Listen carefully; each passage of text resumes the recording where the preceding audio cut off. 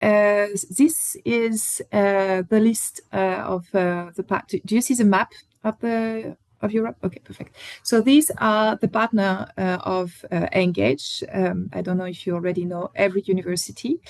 So we are 10. We are a consortium of 10 partners and specialized in management, economics, law, and well, social sciences, let's say generally, but some universities are more comprehensive and have also other focuses than only social sciences. This is the case for Toulouse.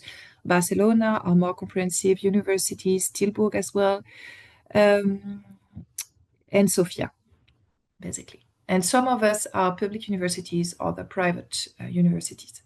And so the idea of this research label that is financed through European funds is to encourage scientific collaboration between us, between the researchers that are part of different alliances. And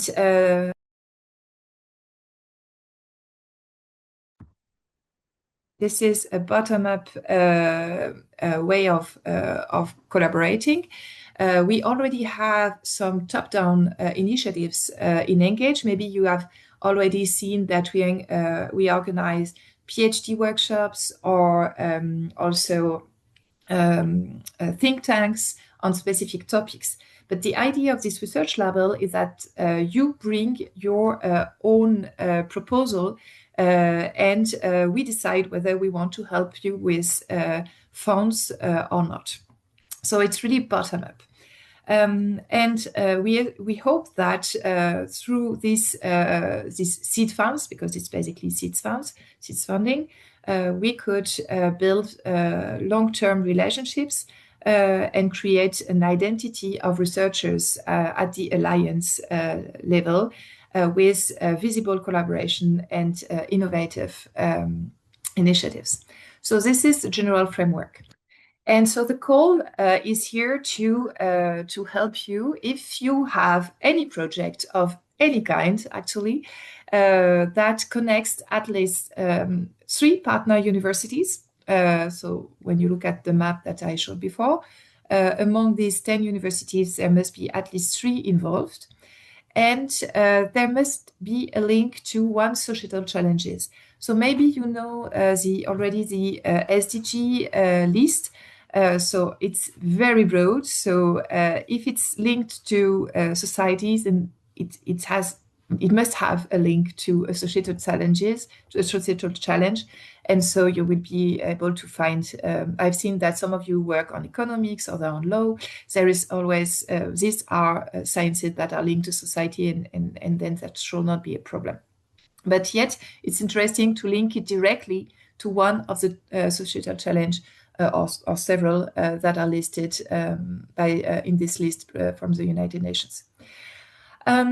More importantly is the fact that the money that we will be distributing is EU funding. And EU funding cannot be used to get new EU fundings. It means that it's not possible to fund an initiative that would aim at submitting, I don't know, another call like Jean Monnet or Erasmus Plus or Horizon call together, because this would be then money, EU money used to fund getting more EU money. And this is forbidden by EU rules. So it does not prevent you after the project that you've done with colleagues from other partner university to jointly submit projects. You are able to do so, but what we are going to finance is not this submission per se. So we help you build connections, collaborations, and if afterwards you want to submit for EU fundings, that's fine. But we shall not be directly financing this preparation for EU funding. I can answer your questions later on if you have some doubt about whether you would fall within this or not. The funding is up to 8,500 euros. It's a maximum amount. You don't have to, you're not expected to reach that amount. It's also possible that sometimes we receive applications where the total amount that is needed for the initiative is more. It's like 12,000, for instance. But you explain in the funding that, or the applicant explained in the funding that part of it will be financed through the home university, for instance, or another third fund, which is why they will be able to perform the initiative, even if they only receive 8,500. In any case, this is the top that we can offer for each initiative, which makes a total envelope of almost 60,000 euro to be shared. Even if you apply to 8,000, sometimes the amount that you will be granted will be a bit less. This has happened in the past. Why? In order to have more applications succeeding this test. So sometimes here, if we finance every initiative to the top, then it would make 7 initiatives that we can fully fund.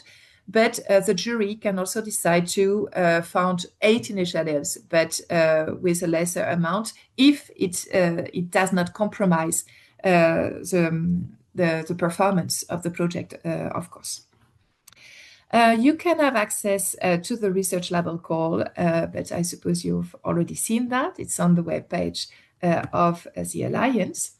We provide you with a list of examples of eligible initiatives, but the idea is really that it's not an exclusive list. It's really just indicative.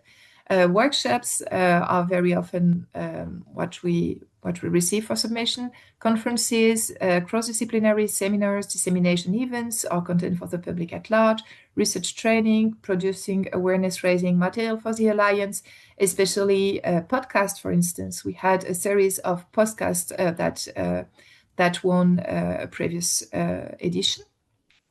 Here are some more concrete examples.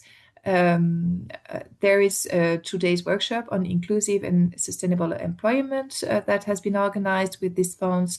Also a retreat for PhD, a well-being retreat for PhDs, conferences for early stage researchers in different formats, sometimes in person, sometimes hybrids, or online only. So, and also the podcasts that I told you before, for instance.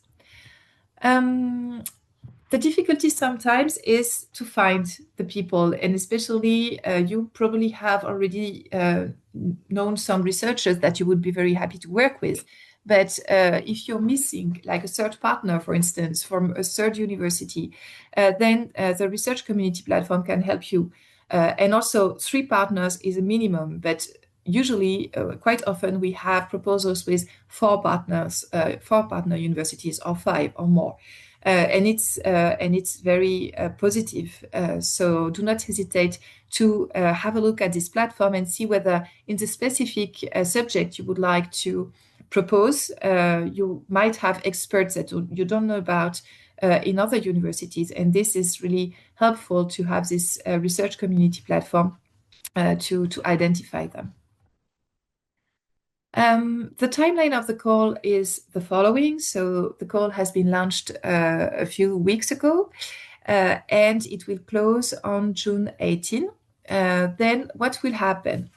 The different application that you send will be centralized, and there is a jury. So the jury is composed of 10 professors from different disciplines and different universities. So it's one prof pro university, and we managed to have different disciplines represented, like psychology, economics, management, and so. And once we receive your application and we centralize it, Miriam and I, we split it and find specific experts that will examine your application and fill in a standard form with grades, grading your project. And they will grade 3-4 different projects, and your project will have double examination. So there is 2 different persons that will examine. We try that you be examined by somebody that is not from your home university because it's more objective. And then once we have the reports from the different examiners, we gather them and we have a restitution, all the 10 profs together, and we make a ranking and we decide what we would like to fund, preferably to what amount, and then the results are published in July, so the 10th of July. And the funding can start immediately. And this is particularly important in that case because this is a third call and the final call of the alliance, meaning that, final for this round of the alliance. And it means that you will only have until end August 2027 to spend the funds. So it's important that you do not delay too much with using the money. And the money will have to be used fully, entirely by the end of the funding period, which is 31st of August. If you produce any document, you will also have to put the ENAGE label on it, obviously, and we will also ask you at the end of the funding period to report shortly. It's a very short report, but report on how it went and how you spent the money.